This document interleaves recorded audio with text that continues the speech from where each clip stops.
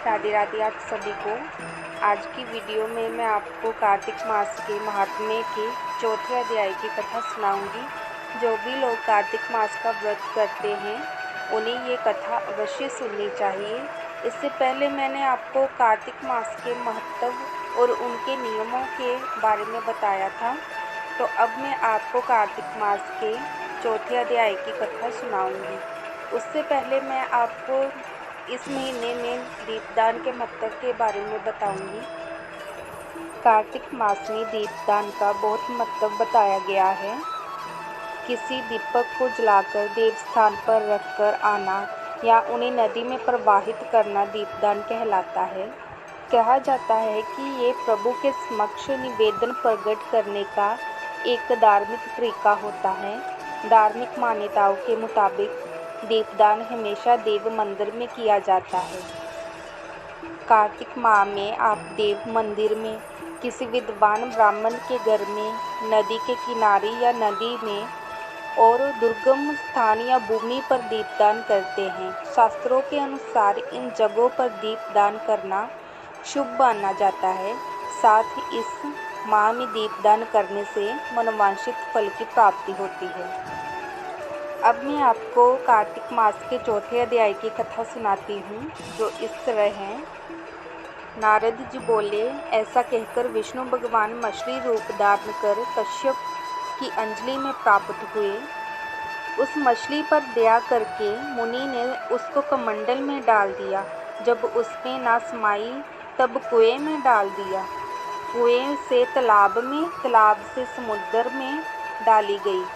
तब मत्स्य रूपधारी भगवान शंखासुर को मारते हुए और अपने हाथ में दबाकर चद्री वन को गए और वहां सब ऋषियों को बुलाकर भगवान बोले कि जल के भीतर वेद निमग्न हो गए हैं, तुम उन्हें ढूंढो और शीघ्रतापूर्वक जल में से निकालकर रहस्य समेत ले आओ।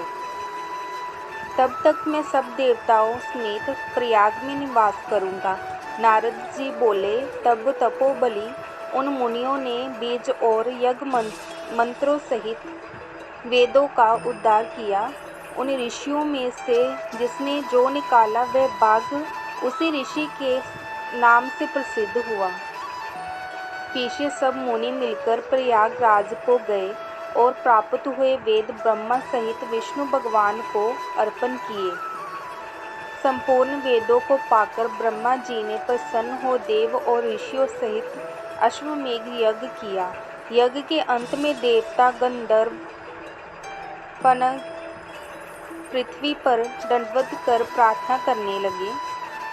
देवता बोले, हे देवादिदेव, हमारी विज्ञप्ति श्रवण करो। ये हमारी प्रसन्नता का स्थान है, इसे तुम वरदान दो। हे रमापते, इन ब्रह्मा जी ने इस स्थान में नष्ट हुए वेद फिर पाए और हमने यज्ञ के भाग प्राप्त किए। इसीलिए आपके प्रसाद से ये स्थान पृथ्वी में अत्यंत श्रेष्ठ हो और पुण्य देने वाला हो, और ये महीना भी ब्रह्मा हत्या आदि को दूर कर अक्षय फल देने वाला हो।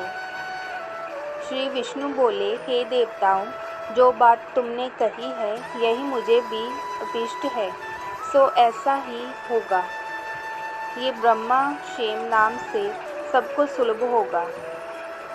सूर्यवंशी राजा भगीरथ यह गंगा जी को लाएंगे और इस जगह पर सूर्य की पुत्री यमुना जी का संगम होगा। जो पुरुष अपने पितृश्वरों को यहाँ श्राद्ध करेंगे, उनके पितृगण मेरे स्वरूप को धारण करेंगे।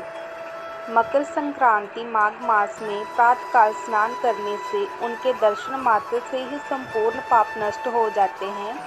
जैसे सूर्य से अंधेरे का नाश हो जाता है, और उनको मैं सालोक्य, सामीप्य और सारूप्य इन तीनों प्रकार की मुक्ति क्रम से देता हूँ।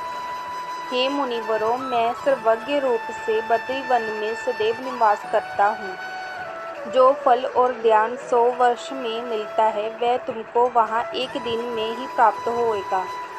उस स्थान के दर्शन करने वाले मनुष्य जीवन मुक्त हो जाते हैं। सूत जी बोले, विष्णु देवताओं से ऐसे कहकर ब्रह्मा जी सहित वही अंतर्ध्यान हो गए और इंद्रादि देवता भी अंशों से यहाँ रहकर अंतर्ध्यान हो गए।